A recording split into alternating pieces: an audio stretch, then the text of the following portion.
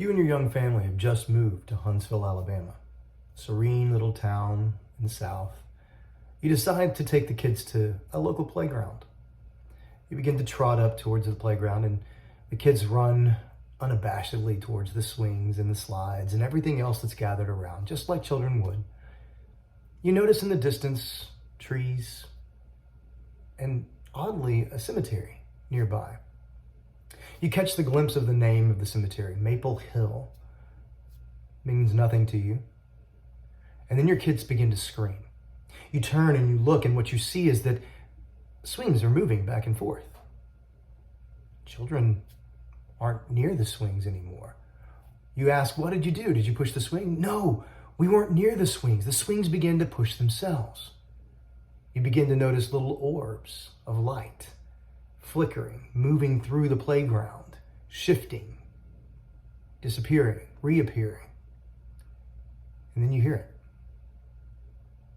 The teeny tiny cackle of children playing.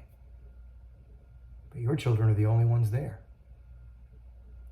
Welcome to Alabama's Dead Children's Playground, the first in our series of creepiest urban legends in every state.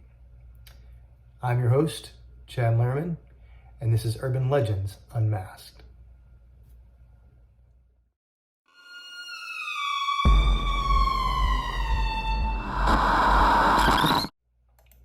For what it's worth, I don't think there's anything creepier than ghost kids or demonic kids. I think that children are inherently terrifying.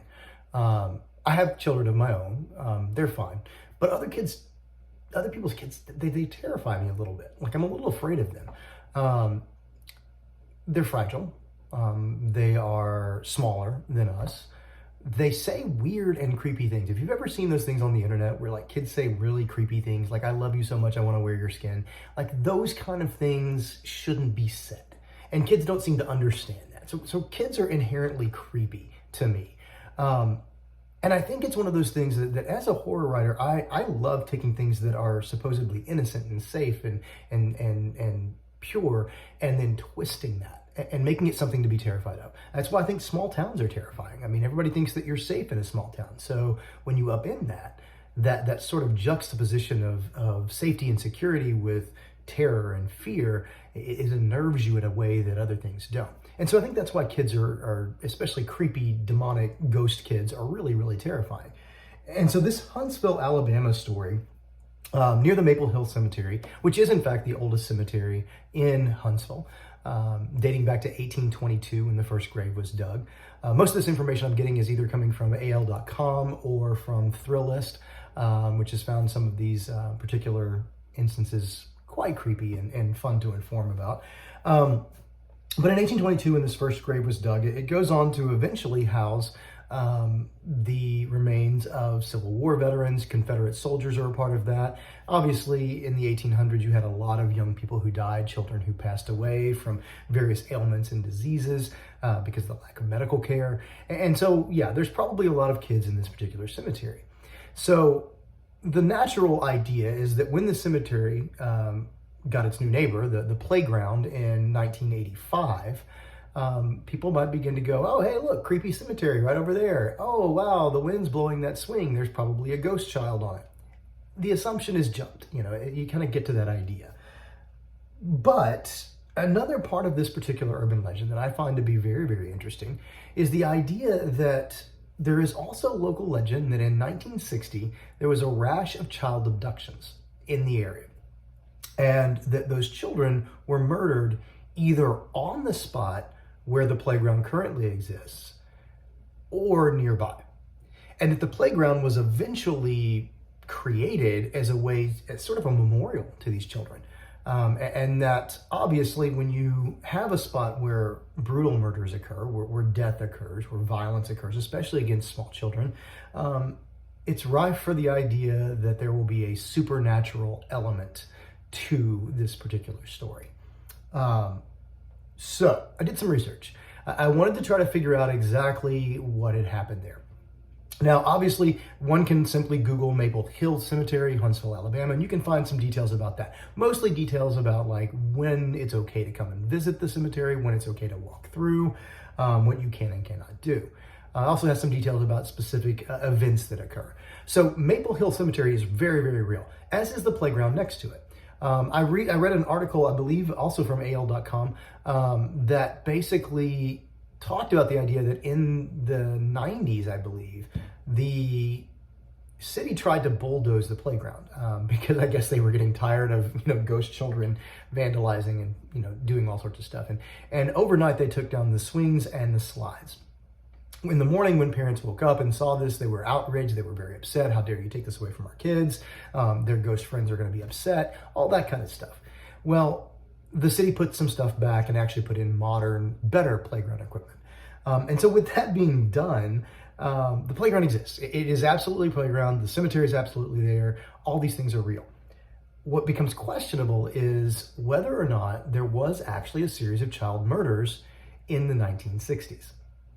So, the short answer is there was a child murder in 1962. However, it had nothing to do with Huntsville. In fact, it actually comes from a location 2 hours south of Huntsville, in Midfield, Alabama. It's actually where the event occurred. So in this particular situation, you have a young man by the name of Larry Wayne Thomas. He was an 11-year-old boy. He had gone to go watch a baseball practice in Midfield, and on his way home, he is abducted.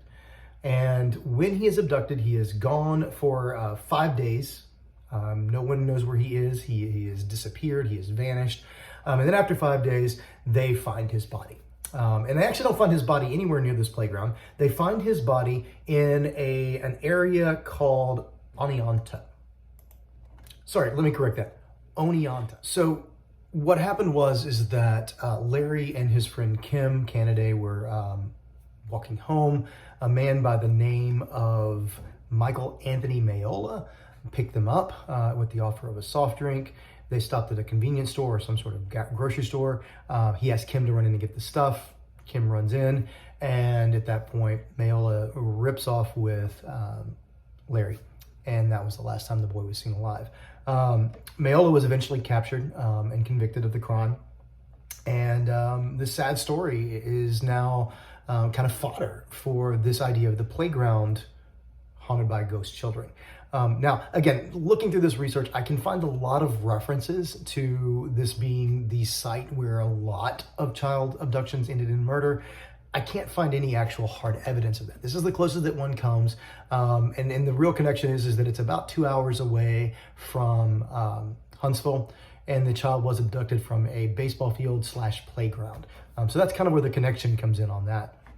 But the point of this is that really, from a sociological perspective, again, we're tying into this idea that children are terrifying. Like that we are afraid of children. And I do think it has a lot to do with the idea that kids are in fact small, fragile, and typically innocent.